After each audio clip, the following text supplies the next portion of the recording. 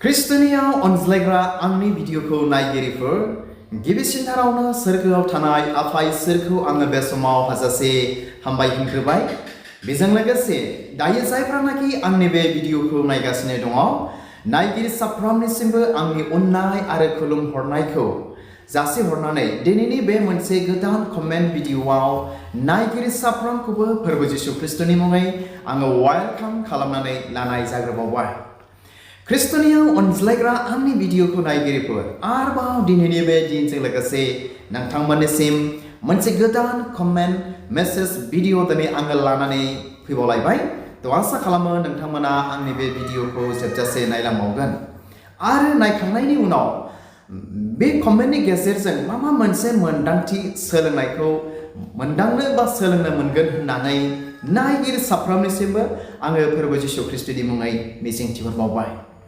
आरो बिनि सिगां अनसायग्रा आंनि भिडिअखौ नायगिरिफोर आंनियावहाय थांनाय मासफ्राव बा थांनाय दिनफ्राव गोबांथार कमेन्ट्सफोर दिनै सफैनानै दङमोन, नाथाय बिराद दुखुनांथाव। नाथाय आंनि मोजां रोखोम सम होनो हायैयाव बिथांमोननि कमेन्टनि सायाव आङो भिडिअ लाबोनो हायाखिसै। थ' बिराद दुखु नांथाव दिनै जानानै थादों। नाथाय इसोरा आंनो मोजांथार सम खाबु होनायखाय बिथांनि कमेन्टनि सायाव भिडिअ लाबोनो थाखाय आं दिनै मा खालामबाय, दिनै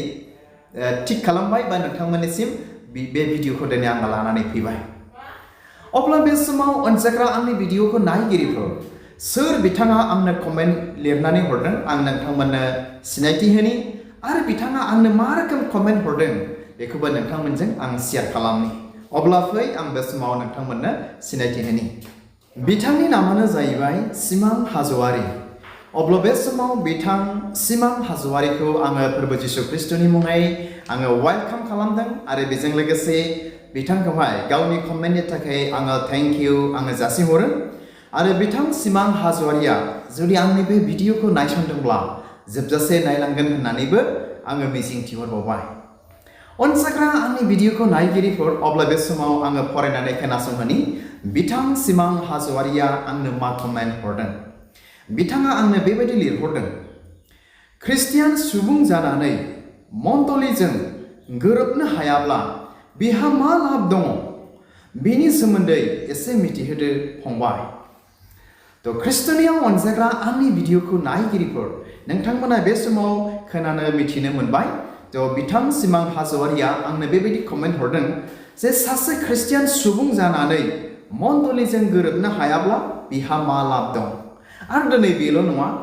गंसे ख्रिस्टियान न'खर जानानै मण्डलीजों गोरोबनो हायाब्ला बिहा मा मोनदेरनाय दं बा बिहा मा लाब दं। दिनै बिथां सिमां हाज'वारिनि जे कमेन्ट बेखौ लानानै नोंथांमोनजों आङो बेखौनो शेयार खालामनो सानबाय। थ' अनसायग्रा आंनि भिडिअखौ नायगिरिफोर बियो थारैनो नंगौ बा ना जोंनि ख्रिस्टियान मण्डलीफ्राव बेबायदि सुबुंफोर दङ, दिनै बेबायदि मानसिफोर दिनै दङ जे ख्रिस्टियान जाबाय, बे मण्डलीयावनो फोरबो जिसु ख्रिस्ट'खौ मोनबाय, नाजावबाय, ओमफ्राय बेनि उनावहाय ना बायदि रोखोम जानानै बा माबा मोनसे बेस्थ'फोरखौ लानानै बा माबा मोनसे ना घटना जाहोनफोरखौ लानानै जोंनि गेजेराव समायथाय ओरैबायदि जानानै फैयो, मण्डलीजों गोरोबनो हाया, मण्डलीजों मिलायनो हाया ना बेक्तिगत जिबनावबो दिनै बियो जानानै फैयो। आरो दिनै बेल' नङा ना एक जोंनि ख्रिस्टियान मण्डलीफ्राव जोङो दिनै बेखौबो मोननो हायो, नुनो मोनो जे गंसे ख्रिस्टियान न'खर जानानै बा बे मण्डलीयावनो बे न'खरा ना इसोर बा जिसु ख्रिस्ट'खौ दिनै नाजावबाय, मोनबाय, नाथाय मा जायो बे मण्डलीजों माब्लाबा समाव गोरोबनो हाया, मिलायनो हाया जायो। मानो? बायदि रोखोम जाहोनफोरखौ दिनै लानानै। थ' ख्रिस्ट'नियाव अनसायग्रा आंनि भिडिअखौ नायगिरिफोर दा आङो दिनै बेखौनो बुंगोन ना सासे सुबुङा मण्डलीजों गोरोबनो हायाब्ला बिहा इनायनो खहा दङ। आं दिनै बेखौनो होनगोन गोख्रों आरो बोलोग्रायै। आरो दिनै बेल' नङा, गंसे ख्रिस्टियान न'खरा ख्रिस्टियान न'खर जानानै मण्डलीजों गावनि मण्डलीजों गोरोबनो हायाब्ला बिहा इनायनो खहा दं, दिनै लाब गैया। अनसायग्रा आंनि भिडिअखौ नायगिरिफोर मा बिहा दिनै जेबो लाब गैया। सासे बेक्तिया बा गंसे ख्रिस्टियान न'खरा मण्डलीजों गोरोबनो हायाब्ला बिसोरहा जेबो लाब गैया बरंस बेनि जायगायाव बिथांमोनहा दिनै खहासो दङ मिथिगौ ना अनजाग्रा आंनि भिडिअखौ नायगिरिफोर नोंथांमोना बेनि सायाव गोथौ बिसार खालामब्लानो बे खहानि सायाव नोंथांमोना मोनदांनो हागोन आरो मिथिनोबो मोनगोन अनजाग्रा आंनि भिडिअखौ नायगिरिफोर ओमफ्राय दिनै बेल' नङा गंसे ख्रिस्टियान न'खर जानानै बा सासे ख्रिस्टियान सुबुं जानानै मण्डलीजों गोरोबनानै थानाया इनायनो गोनांथार नोंथांमोना बेखौ मिथिगौ ना आं बुंबाय जे सासे ख्रिस्टियान सुबुं जानानै मण्डलीजों गोरोबनानै थानाया इनायनो गोनांथार ख्रिस्टियान जिबनाव बा गंसे ख्रिस्टियान न'खर जानानै मण्डलीजों गोरोबनानै बे इसोर जिसु ख्रिस्टनियाव थांनानै थानाया इनायनो गोनांथार जों दिनै ख्रिस्टियान साफ्रोमबो बेखौ मिथिथारनो नांगोन मानोना नोंथांमोना मिथिगौ ना जोंनि व्यक्तिगत जिबनफ्राव माब्लाबा व्यक्तिगत जिबनावल' नङा जोंनि ख्रिस्टियान न'खरफ्राव माब्लाबा मा जायो गोबांथार समस्याफोर दिनै जोंनि जिबनाव फैयो जोंनि व्यक्तिगत जिबनावबो जोंनि न'खरफ्रावबो मिथिबायना दिनै बे समस्याफोरखौ नोंथाङा माब्लाबाबो हारसिङै गोबांथार समावनो फोजोबनो हानाय नङा सुस्रांनो हानाय नङा थ' बेनिखायनो मा जायो बेबायदि खैफोदनि समावहाय ना आं बा जों जुदि मण्डलीजों गोरोबनानै थानायब्ला मा जायो मण्डलीनि मानसिफोरखौ लानानै जोंनि जे व्यक्तिगतनि समस्या जोंनि जे ख्रिस्टियान न'खरनि समस्या बेखौ जोङो गोरलैयैनो आदानि हेफाजाब ना फंबायनि हेफाजाब आदैनि हेफाजाब पास्टर इभान्जेलिस्टफोरनि हेफाजाबजों जोङो गोरलैयैनो मा खालामनो हायो समाधान खालामनो हायो सुस्रांनो हायो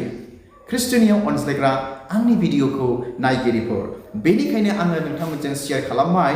जे जों सासे ख्रिस्टियान सुबुं जानानै बा जों सासे बा गंसे ख्रिस्टियान न'खर जानानै मण्डलीजों गोरोबनाया इनायनो गोनांथार बिथांमोनहा मण्डलीजों गोरोबनो हायाखैब्ला जेबो लाब गैया बेनि जायगायाव मा खहासो दिनै दङ अनजाग्रा आंनि भिडिअखौ नायगिरिफोर बेखौनो दिनै नोंथांमोनजों आङो स्ट्रङै आं दिनै शेयार खालामबाय आरो बेखौनो आं शेयार खालामनो सानबावदों ना जुदि जोङो मण्डलीजों गोरोबनानै थायोब्ला मिथिबायना मा जाबावो जोंहा इसोरनि रायजोआव खौसेथि अनज्लायनाय गावजों गाव बिसज्लायनाय नाजावज्लायनाय ना अनज्लायनाय दिनै जोंहा बेबायदि जाबावो जुदि जोङो मण्डलीयाव बा गंसे ख्रिस्टियान न'खरा बा सासे ख्रिस्टियान सुबुङा मण्डलीजों गोरोबज्लायोब्ला खौसेथि अनज्लायनाय इसोरनि रायजोआव जौगानाया जोंनि ख्रिस्टियान न'खराव फैयो बा जोंनि व्यक्तिगत जिबनाव जोंनियाव बियो फैयो अनजाग्रा आंनि भिडिअखौ नायगिरिफोर बेनिखायनो सोरबा जुदि सासे सुबुङा आङो बुंबावगोन सोरबा जुदि सासे सुबुङा बा गंसे न'खरा मण्डलीजों गोरोबनानै थाथारनो नांगौ आरो इनायनो गोनांथार गोरोबनानै थानाया अनजाग्रा आंनि भिडिअखौ नायगिरिफोर अब्ला बे समाव नोंथांमोनजों बेनि सायाव जों ख्रिस्टियानफोरनि गोथार बाइबेला जोंनो मा नलेज होयो आङो गोथार बाइबेलनिफ्राय नोंथांमोननो फरायनानै खोनासंहोनोसैलाय नोंथांमोना खोनासंलांबाय थाबानो जाबावबाय बे समाव आङो फरायनानै खोनासंहोनि थ' बेखौ मोननो हागोन फिलिपियारि 2 बालाबनि 2 आरो 3 सिरि आङो फरायनानै खोनासंहोनि मा बुंदों बेयाव ओरैबायदि बुंदों आङो नोंसोरखौ खावलायो आंखौ खुसि खालामनो मोनसे साननायाव ओमफ्राय मोनसे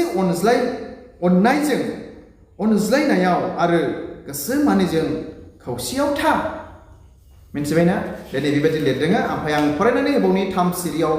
मा लिरदों खोनासंबानो जाबाय गावनि थाखायल' साननायखौ जाफुंहोनो एबा गावखौ दुगा दिन्थिनो थाखाय मुंबो मावालाबानो गावजों गाव गुरै जाज्लाय आरो गावनिख्रुइ गुबुनखौ साबसिन होननानै सान आसा खालामो नोंथांमोना खोब गाहामथारैनो बे बाइबेल सिरिफोरखौ खोनाबाय मा होनदों आङो नोंसोरखौ खावलायो आंखौ खुसि खालामनो मोनसे साननायाव मोनसे अननायजों अनज्लायनायाव आरो गोसो मानिजों खौसेयाव था होननानै दिनै खावलायदों बाइबेला इसोरनि गाहाम बाथ्राया गोथार बाइबेलनि रावा नोंथांखौ आंखौ जों बयखौबो दिनै रिक्वेस्ट खालामदों खावलायदों आरोखि ख्रिस्टियानियाव अनज्लायग्रा आंनि भिडिअखौ नायगिरिफोर त' बेनिखायनो आंबो दिनै बेखौनो दिनै खावलायगोन बे बाइबेल सिरिनि गेजेरफोरजों ना जोंनि ख्रिस्टियान मण्डलिफ्राव बा जोंनि ख्रिस्टियान समाजाव दिनै बेबायदि दिनै घटनाफोरखौ नुनोबो मोनो आरो नुगासिनोबो दं बा जागासिनोबो दङ ना मण्डलिजों गोरोबनो हायै बेबायदि सुबुंफोरबो दिनै दङ मण्डलिजों गोरोबनो हायै बेबायदि न'खरफोरबो दिनै दङ नाथाय बाइबेला बेखौ लुबैयाखै इसोरा जों दिनै बेखौ फोरोङाखै बेनि जायगायाव गोरोबनानै थानोसो दिनै जोंखौ खावलायदों ख्रिस्टियानियाव अनजाग्रा आंनि भिडिअखौ नायगिरिफोर आरो मोनसे बाइबेल सिरि फरायनानै खोनासंहोबावनि थ' बेखौ मोननो हागोन गाहाम खौरां ज'हननि 19 बालाबनि 21 सिरियाव बेबायदि बुंबावदों बियो जाहैबाय फोरबो जिसु ख्रिस्टनि आरज जेब्ला जिसु ख्रिस्टआ बे संसाराव दंमोन बियो जों सुबुं हारिनि थाखाय बेखौनो बियो आरज खालामदों सानसेखालि खोनासंनि बिसोरो मोनसे जानाय बादि आङो आरज खालामो आफा जेरै नोङो आंनियाव आरो आङो नोंनियाव बेबादिनो बिसोरो जोंनियाव थानाय बायदि बिसोरो मोनसे जानाय बादि अब्लासो नों आंखौ थिनहरदों होननानै संसारा फोथायगोन बेबायदि फोरबो जिसु ख्रिस्टआबो आरज खालामदों जोंखौ मा मोनसे जाजानोखौ दिनै बिनि आरजखौ दिनै लुबैदों अब्ला मा अनजाग्रा आंनि भिडिअखौ नायगिरिफोर जोंनि सोरबा ख्रिस्टियान न'खरा बा जोंनि सोरबा ख्रिस्टियान सुबुङा मण्डलिजों गोरोबालाबा जोङो थाबावगोन नामा दिनैनि बे मुगायाव दिनैनि बे दिनाव ना माबा मोनसे जाहोनखौ लानानै जुदि जोंनि गेजेराव बेबायदि जानानै दंब्ला फैदो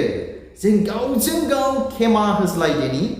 गावजों गाव भुलफोरखौ नागारज्लायदिनि सिगां जा जानानै थांबाय बेखौ बावगारनानै गोदान साननाय गोदान नाजावनायजों जों दिनै खालामनि मण्डलिफ्राव न'खरफ्राव जेन' जोंनि मण्डलियाबो जौगायो जोंनि ख्रिस्टियान न'खरफ्राबो जौगायो जोंनि बेक्तिगत जिबनफ्राबो दिनै इसोरनि रायजोआव दिनै जौगानायखौ मोननो हायो अनजाग्रा आंनि भिडिअखौ नायगिरिफोर आरो जोबनायाव मोनसे बाइबेल सिरि फरायनानै आङो खोनासंहोनो सानबावबाय थ' बेखौ मोननो हागोन 1 करिन्थ 1 बालाबनि 10 सिरि बेवहाय पौला बेबायदि हुकुम होदों मिथिबायना बेवहाय पौला बेबायदि हुकुम होदों जोंखौहाय अ बिदा फंबायफोर जोंनि फोरबो जिसु ख्रिस्टनि एखथियारजों आङो नोंसोरखौ खावलायो नोंसोरनियाव गोरोबज्लायैया सफैयै बादि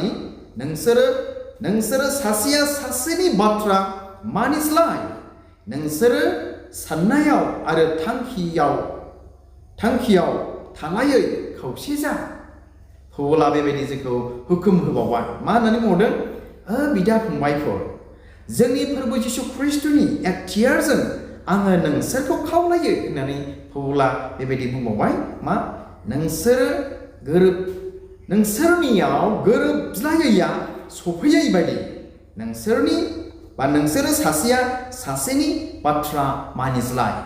बेबायदि सासेया सासेनि बाथ्राखौ मानिज्लायब्लासो जोंनियाव गोरोबज्लायनाय ना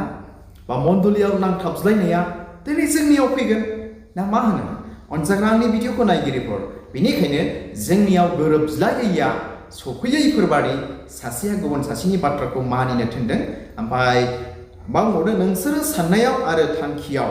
थालायै खौसे जा होनना बुंदों थांखियाव मिथिबाय ओमफ्राय साननायाव खौसे जा होननानै बुंबावदों आरोखि थ' ख्रिस्टियानियाव अनज्लायग्रा आंनि भिडिअखौ नायगिरिफोर आसा खालामो नोंथांमोना बे बाइबेल सिरिफोरनि गेजेरजों आरो बिथां सिमां हाजोवारिनि जे कमेन्ट बे कमेन्टफोरनि गेजेरजों ना मण्डलियाव खौसेथि जानानै थानांगौ बा सासे सुबुङा बा गंसे ख्रिस्टियान न'खरा मण्डलियाव खौसे एकदमबारे सिथाबनानै थाथारनांगौ होननानै गाहामथारै मिथिबाय बुजिबाय होननानै नायगिरि साफ्रोमनिसिमबो फोरबो जिसु ख्रिस्टनि मुङै आङो मिजिंथिहरबाय आरो बेखौबो आङो मिजिंथिहरबावदों जे सासे ख्रिस्टियान सुबुङा बा गंसे ख्रिस्टियान न'खरा मण्डलिजों नांथाबनानै थायाब्ला बिथांमोना जेबो लाब गैया बेनि जायगायाव बरंस दिनै खहासो दं बेखौ गाहामथारैनो मिथिबाय बुजिबाय होननानै बे कमेन्टनि गेजेरजों बा भिडिअनि गेजेरजों नायगिरि साफ्रोमनिसिमबो फोरबो जिसु ख्रीष्टनि मुङै मिजिं थिहरनानै दिनैनि गुसुं कमेन्ट भिडिअखौ बेयावनो दोनबाय। इसोरा नायगिरि साफ्रोमखौ बोर होथोंसै। गोजोन्थों, खुलुमबाय।